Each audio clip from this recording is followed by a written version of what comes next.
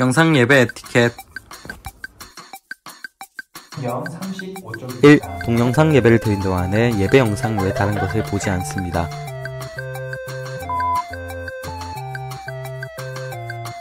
2. 경건한 마음으로 성경책을 준비합니다.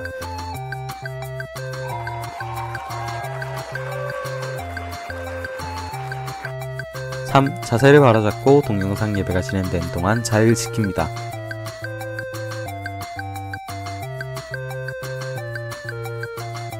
4. 교회에서 예배를 드리듯 함께 찬양하고 말씀을 들으며 기도합시다. 관람은 안 돼요. 5. 하나님께서 이 자리에 함께하고 계심을 기억하며 기도합시다. 하나님은 영이신이 예배하는 자가 영과 진리로 예배할지니라. 요한복음 4장 24절 말씀. 아멘. 중고등부 광고 드립니다. 먼저 예배 안내입니다. 예배 시간은 동일하게 주일 오전 11시 30분입니다. 가능한 시간을 지켜 예배 드립시다. 유튜브에서 성안교회 교회학교 채널에서 중고등부 예배에 참석하시면 됩니다. 또는 선생님께서 보내드리는 유튜브 링크를 따라 들어오시면 됩니다. 출석 체크는 영상에 댓글로 해주시면 되고, 댓글이 힘들 경우 선생님께 예배 인증샷 보내주시면 출석 처리됩니다. 영상 예배 에티켓에 따라서 함께 예배드리기를 소망합니다. 중등부 신앙점검 안내입니다. 점검 노트 작성 결과에 따라 12일 토요일에 일괄 선물 지급하였습니다. 많이들 참여해 주셔서 감사하고 앞으로도 계속 경건 생활을 잘 해내가시기 바랍니다. 큐티책의 진도를 따라 큐티를 합니다. 식사 기도를 까먹지 않습니다. 자기 전 5분 이상 기도합니다. 자기 전 기도할 때는 하루를 돌아보시고 회개해야 할 것이 있다면 꼭 회개 기도합니다. 고등부 신앙습관 기르기도 계속됩니다. 말씀 읽기와 큐티, 그리고 기도에 힘쓰기를 소망합니다. 고등부 인스타그램에 올라가 있는 큐티를 활용하시면 더 좋습니다. 온라인 헌금 안내입니다. 헌금을 하시기 원하시는 분들을 위해서 온라인 헌금을 안내해드립니다.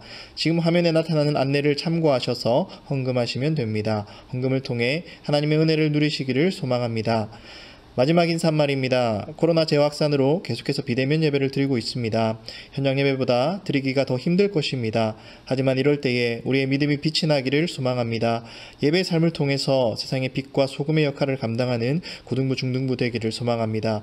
특별히 말씀과 기도에 힘씁시다. 이해하기 어려운 말씀이 있거나 함께 기도할 제목이 있으면 담당 교육자나 선생님께 언제든 연락 주시면 도와주실 것입니다. 중등부 고등부 여러분, 사랑하고 축복합니다. 사도신경으로 우리의 신앙을 하나님께 고백하겠습니다. 나는 전능하신 아버지 하나님 천지의 창조주를 믿습니다. 나는 그의 유일하신 아들 우리 주 예수 그리스도를 믿습니다. 그는 성령으로 잉태되어 동정녀 마리아에게서 나시고 본디오 빌라도에게 고난을 받아 십자가에 못 박혀 죽으시고 장사된 지 사흘 만에 죽은 자 가운데서 다시 살아나셨으며 하늘에 오르시어 전능하신 아버지 하나님 우편에 앉아 계시다가 거기로부터 살아있는 자와 죽은 자를 심판하러 오십니다. 나는 성령을 믿으며 거룩한 공교회와 성도의 교제와 죄를 용서받는 것과 몸의 부활과 영생을 믿습니다. 아멘. 내게 있는 향료옥합 찬양하겠습니다. 내게 있는 향유옥합 주께 가져와 그 발 위에 입 맞추고 깨뜨립니다. 한 번 더 고백합니다. 내게 있는 향유옥합 내게 있는 향유옥합 주께 가져와 그 발 위에 입 맞추고 깨뜨립니다. 나를 위해 험한 산길 오르신 그 발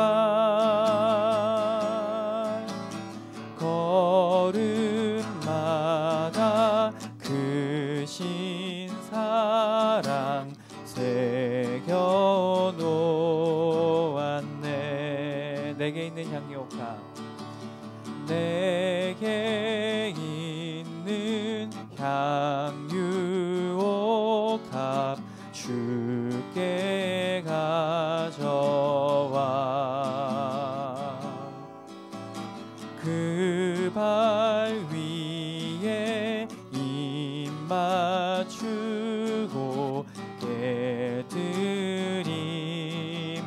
깨드립니다. 나를 위해 십자가에, 나를 위해 십자가에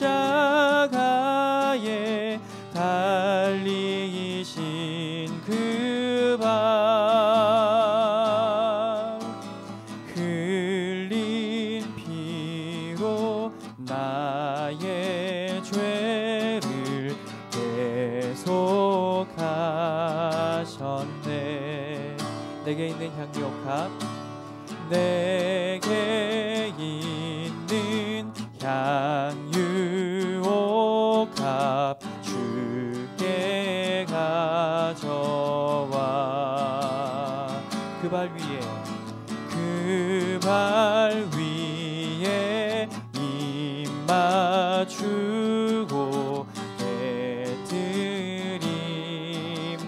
깨드립니다. 주님 다시 이 땅 위에 임하실 그때 주의 크신 사랑으로 날 받아주소서. 주님 다시 이 땅 위에, 주님 다시 이 땅 위에 임하실 그때 주의 크신 사랑으로 날 받아주소서.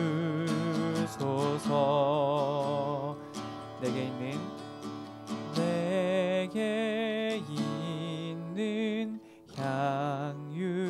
향유옥합 주께 가져와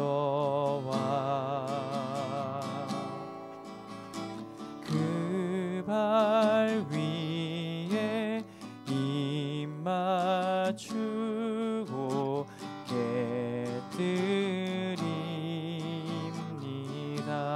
깨드립니다. 기도드리겠습니다. 하나님 아버지, 저희가 예배를 드릴 수 있게 해주셔서 감사합니다. 코로나로 인해 모두가 피해를 입고 힘든 시기입니다. 하지만 하나님을 믿고 사랑하는 마음은 절대 잊지 않게 해주세요. 그리고 저희가 교회에 나와서 서로 마주보며 소통하지는 못하지만 이 시기를 잘 견뎌내고 다시 교회에 나와 하나님께 찬양과 예배를 올려드릴 수 있게 해주세요. 오늘 주진 목사님의 설교를 잘 새겨드리면서 집중해서 듣게 해주세요. 감사합니다. 사랑합니다. 예수님의 이름으로 기도드렸습니다. 아멘. 함께 보실 하나님의 말씀은 신약성경 고린도후서 8장입니다. 8장 1절에서 5절까지 말씀을 봉독해 드리겠습니다. 고린도후서 8장 1절에서 5절까지 말씀, 신약성경 294쪽입니다. 고린도후서 8장 1절에서 5절까지 말씀입니다. 하나님의 말씀입니다. 형제들아, 하나님께서 마게도냐 교회들에게 주신 은혜를 우리가 너희에게 알리노니 환난의 많은 시련 가운데서 그들의 넘치는 기쁨과 극심한 가난이 그들의 풍성한 연보를 넘치도록 하게 하였느니라. 내가 증언하노니 그들이 힘대로 할 뿐 아니라 힘에 지나도록 자원하여 이 은혜와 성도 섬기는 일에 참여함에 대하여 우리에게 간절히 구하니 우리가 바라던 것뿐 아니라 그들이 먼저 자신을 주께 드리고 또 하나님의 뜻을 따라 우리에게 주었도다. 아멘. 네, 여러분 반갑습니다. 오늘은 고린도후서 8장과 9장의 말씀을 근거로 해서 헌금에 대한 주제를 가지고 말씀을 전하려고 합니다. 큐티를 하는 친구들은 잘 아시겠지만 이번 주 중에 있었던 큐티 본문 중에 하나입니다. 곰곰이 생각해 봤어요. 말씀을 준비하면서 제가 지금까지 설교를 해왔던 그 설교문들 중에서 헌금에 대해서 이렇게 진지하게 다뤘던 적은 한 번도 없더라고요. 그래서 헌금에 대해서는 처음 제가 설교를 하는 격입니다.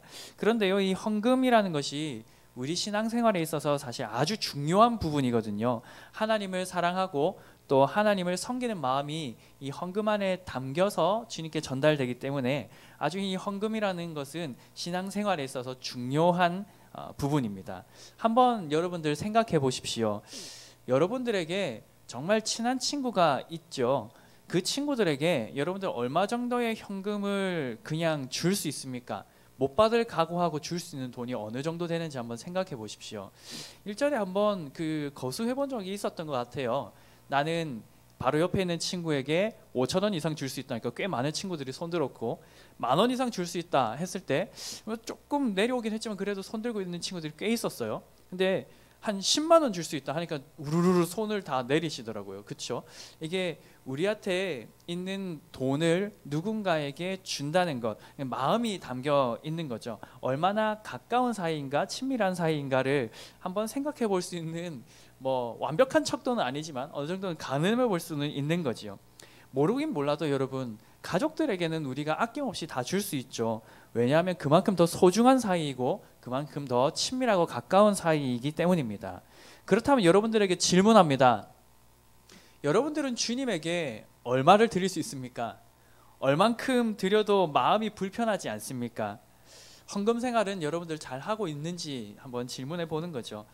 오늘 하나님께서 기뻐하시는 헌금에 대해서 살펴볼 건데요. 헌금의 원리, 또 헌금의 자세, 헌금의 목적, 헌금을 했을 때 우리에게 오는 유익, 이런 것들에 대해서 좀 말씀을 드리려고 합니다. 이 시간 예배 드리는 여러분 모두에게 삼위 하나님께서 크신 은혜 내려주시기를 간절히 소망합니다. 자, 첫 번째는 헌금의 원리입니다. 사도 바울이 고린도 교회에 지금 편지를 보냈는데요.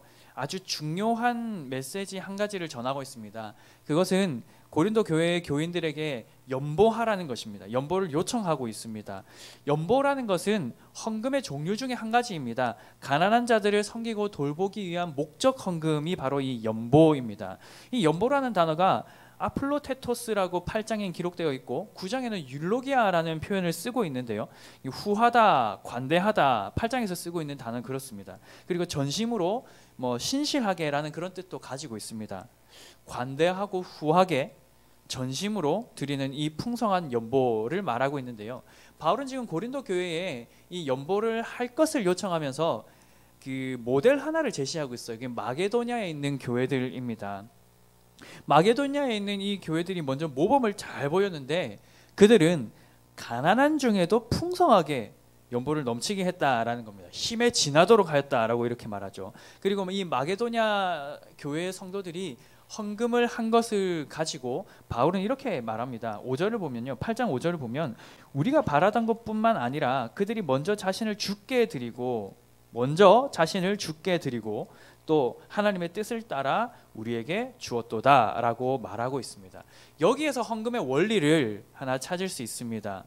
헌금은 먼저 자신을 주님께 드리는 것에서 시작합니다. 자신을 하나님께 드린 사람이 하나님께 헌금도 할 수 있다라는 말씀을 드리고 싶습니다. 존 칼빈이라는 사람이요, 그의 동력자였던 파렐에게 편지할 때 이런 문구를 적어 보냈다고 해요. 주님께서 원하신다면 주님께 나의 심장을 드리나이다. 바로 그리고 신실하게. 이게 1540년 10월 24일자 편지에 기록되어 있는 말이죠. 헌금의 원리, 내 것을 하나님께 드리는 것이 아닙니다. 하나님의 것을 하나님께 올려드리는 것입니다. 왜냐하면 우리가 그리스도인이라면요, 이미 우리 자신을 하나님께 드린 자들이기 때문입니다. 생각해 보십시오. 고린도 후서 이 앞의 문맥에서도 언급하고 있었지만 예수님께서 우리를 위해서 죽으시고 부활하시고 다시 사신 이유, 죽으시고 부활하시고 승천하신 이유, 우리가 더 이상 우리 삶의 주인 노릇하면서 멸망의 길로 가게 하는 것이 아니라 우리를 살리신 주 예수 그리스도를 따라 생명의 길로 가게 하는 것에 목적이 있다라고 말씀하셨지요. 그래서 우리는 이미 주님의 것입니다. 우리는 이미 주님의 것입니다. 우리의 일부가 주님의 것이 아니라 우리의 삶 전체가 주님의 것입니다. 우리에게 있는 시간도 주님의 것이고 우리가 가지고 있는 힘도 에너지도 주님의 것입니다. 뿐만 아니라 우리에게 있는 물질도 주님의 것입니다. 우리의 존재 자체가 모조리 주님의 것이니까 모든 것이 주님의 것이니 그 중에 일부를 주님께 올려드리는 것이 뭐가 아깝고 뭐가 힘든가 하는 것이지요. 자신을 온전히 주님께 드렸다면 자신에게 있는 어떤 소유물이든 그게 얼만큼의 값어치를 가지고 있든 상관없이 주님께서 원하신다면 진실하게 신실하게 곧바로 드릴 수 있어야 한다라는 것입니다. 나에게 있는 것이 내 것이 아니죠. 그렇기 때문에 주님께 올려드릴 수 있는 것, 원래 하나님의 것이기 때문에 하나님께 올려드리는 신앙 고백의 행위, 믿음의 행위로 하는 것이 바로 헌금이라는 것입니다. 두 번째, 헌금을 드리는 자세인데요. 헌금의 원리가 하나님의 것을 하나님께 드리는 것이기 때문에 헌금을 드리는 우리의 자세는 언제나 자발적이어야 합니다. 언제나 자발적이어야 합니다. 고린도후서 9장 5절 중반부터 보면 이렇게 기록되어 있는데요. 9장 5절을 보면요, 연보를 미리 준비하게 하도록 권면하는 것이 필요한 줄 생각하였노니 이렇게 준비하여야 참 연보답고 억지가 아니니라 라고 말합니다. 바울이 지금 연보를 미리 준비하자라고 말합니다. 미리 준비하는 겁니다. 갑자기 헌금하는 시간이네 하면서 막 지갑 뒤적뒤적 해가지고 뭐 꼬깃꼬깃한 이런 거 막 내는 게 아니라 미리 준비하자는 겁니다. 그렇게 해야 억지스럽지 않다라고 말하고 있습니다. 이 여기에 기록되어 있는 이 9장에 있는 이 연보라는 단어가 앞에 8장하고는 다르게 율로기아, 그러니까 축복이라는 뜻을 가지고 있어요. 사랑의 동기에서 자원하는 마음으로 아낌없이 드리는 그런 뜻이죠. 그리고 여기 이 축복, 연보라는 단어하고 좀 이렇게 맞대응하고 있는 단어가 있죠. 억지라는 단어인데요. 이게 플레오넥시아라고 기록되어 있어요. 탐욕, 시기, 욕심, 강탈 뭐 이런 뜻을 가지고 있습니다. 억지로 하지 않는다, 탐심을 가지고 하지 않는다라는 겁니다. 하나님께 우리가 이 헌금을 드릴 때 있잖아요. 우리가 하나님께 헌금을 드릴 때 그 헌금을 드리는 이 자세 자체가 하나님, 내가 헌집 줄게요, 새집 주세요, 뭐 이런 자세는 절대로 아닙니다. 그렇게 해서는 안 됩니다. 하나님, 내가 지금 이거 드리니까 30배, 60배, 100배 아시죠? 지금 하나님께 투자하는 겁니다. 이런 거 절대 아니에요. 하나님, 최소한 내가 원금 회수는 해야 안 되겠어요? 그런 거 절대 아닙니다. 하나님께 자원하는 마음으로, 기쁜 마음으로 사랑을 동기 삼아서 드리자는 겁니다. 정리해보자면 개인의 욕심이나 타인의 강요에 의해서 억지로 하는 것이 아니라 미리 준비하여서 가난한 형제 그리스도인들을 사랑하는 마음으로, 그리고 하나님을 사랑하는 마음으로 아낌없이 드리자는 겁니다. 한 가지 우리가 헌금에 대해서 오해하는 게 있어요. 하나님께서 여러분들의 헌금을 받으시면 어떨까 하는 거죠. 하나님은요, 여러분들의 헌금을 받아야 생계가 유지되시는 분은 절대로 아닙니다.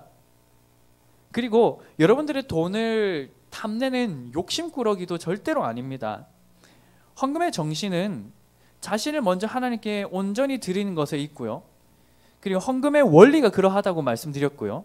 그리고 그런 원리에 따라서 우리가 드리는 합당한 헌금은 자원하여서 기쁜 마음으로 억지스럽지 않게 주님께 올려드리는 것이어야 합니다. 다시 한번 강조드리는데요, 자원하는 마음이 중요합니다. 구약 성경에서도 하나님께서 받으셨던 예물들은 모조리 다 자원하는 마음으로 드렸던 것입니다. 출애굽기에도 기록되어 있죠. 그리고 에스라 느헤미야에도 그런 기록들이 남아 있습니다. 자원해서 드리는 것을 주님께서 기쁘게 받으시고 사용하셨다라는 것입니다. 자원하는 마음이 중요합니다. 그리고 더 나아가서 하나님을 사랑하는 사람들이라면 그 사랑을 이 예물에 담아서 하나님께 올려드려야 합니다. 물질이 있는 곳에 마음이 있죠. 여러분들이 어디에 소비하느냐에 따라서 여러분들의 관심사를 우리가 추정해 볼 수 있거든요. 그래서 지갑이 회개해야 진짜 회개한 사람이다 라는 그런 옛말도 있습니다. 여러분들이 정말 주님을 사랑하신다면, 그렇다면 여러분들의 관심과 시간과 더불어서 여러분들의 물질도 주님께 드려야 합니다. 주님을 위해서라면 얼마든지 쓸 수 있는 것, 그것이 우리의 시간도 그래야 되고 물질도 그러해야 합니다. 세 번째, 헌금을 사용하는 목적입니다. 헌금을 우리가 모았어요.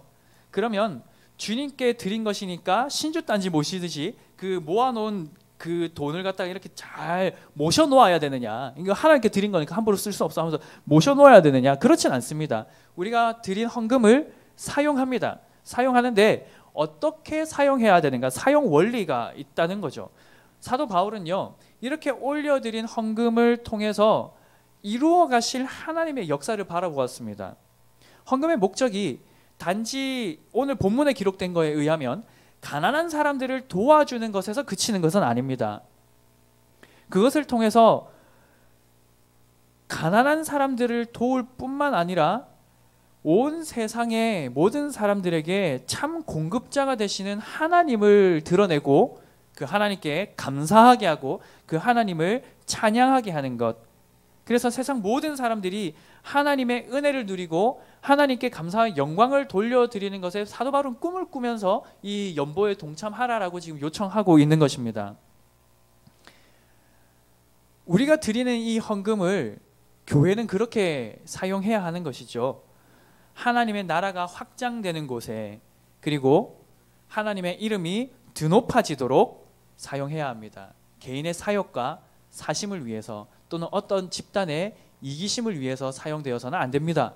반드시 하나님 나라가 확장되는 곳에 사용되어야 되고, 그리고 하나님만 영광 받으실 수 있는 방식으로 헌금을 사용해야 합니다.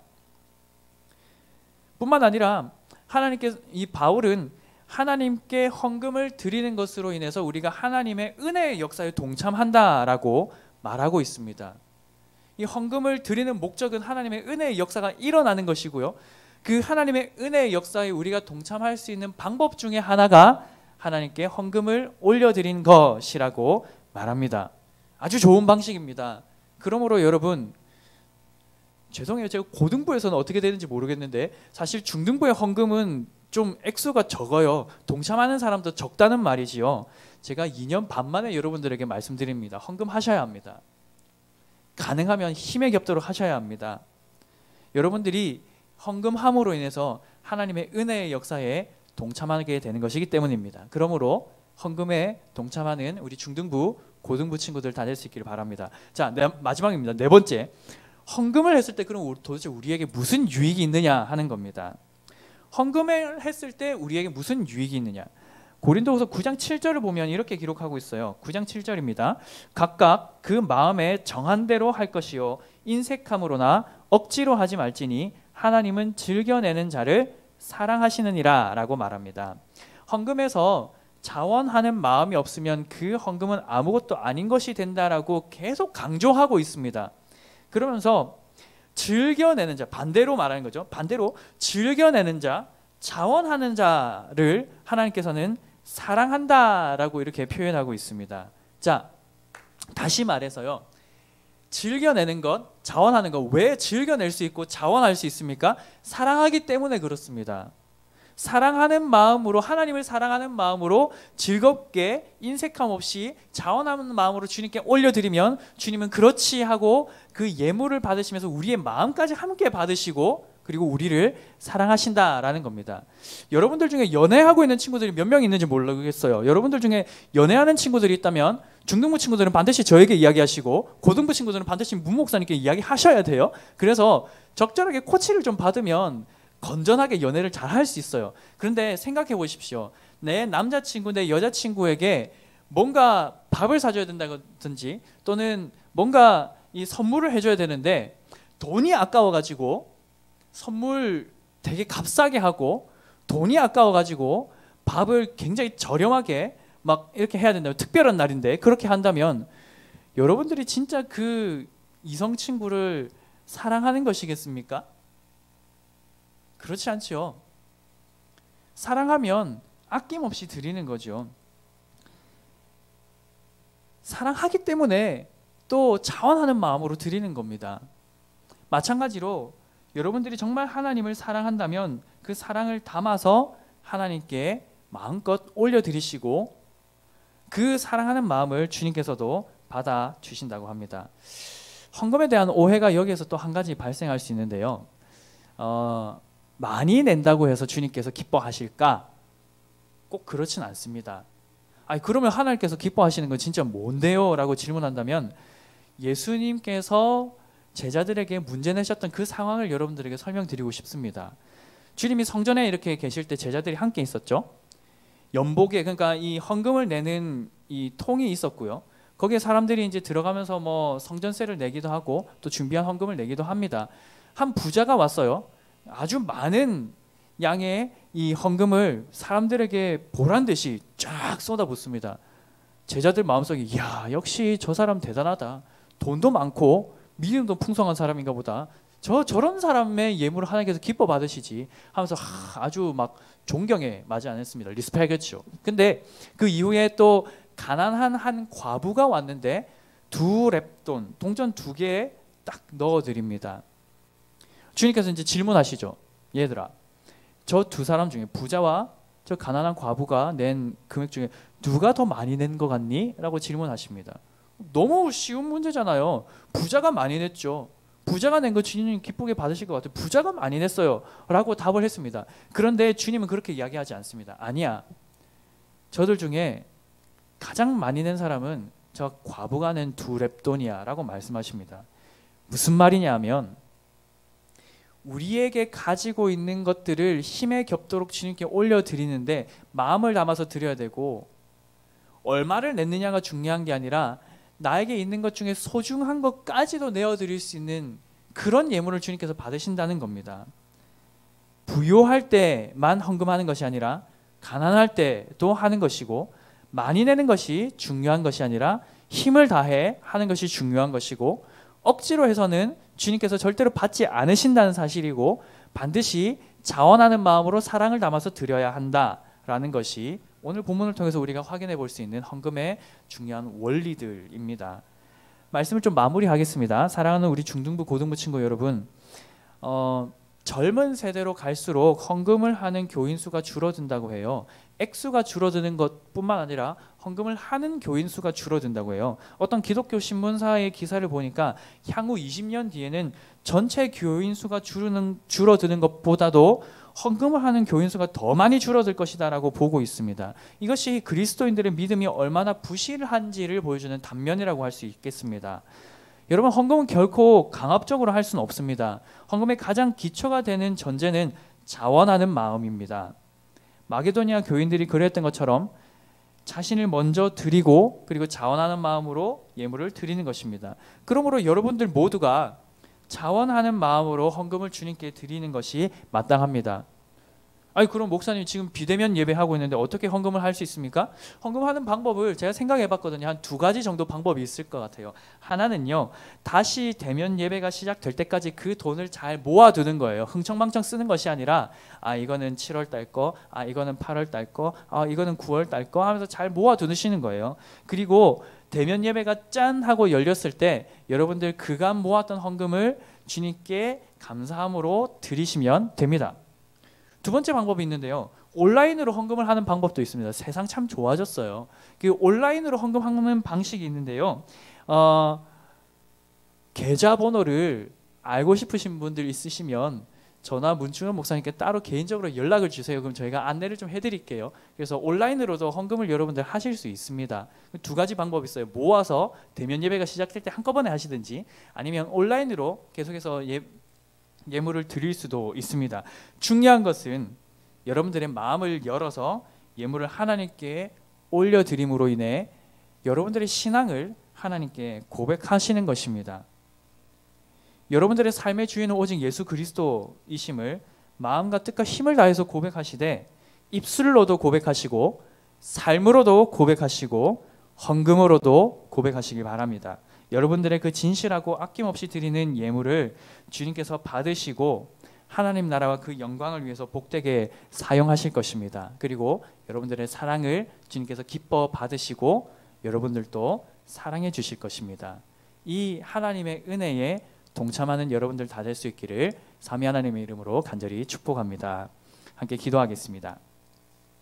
사랑과 은혜가 풍성하신 하나님 아버지, 오늘은 고린도후서 8장과 9장에 있는 말씀을 근거로 헌금에 대해서 함께 생각해보고 또 말씀을 전하였습니다.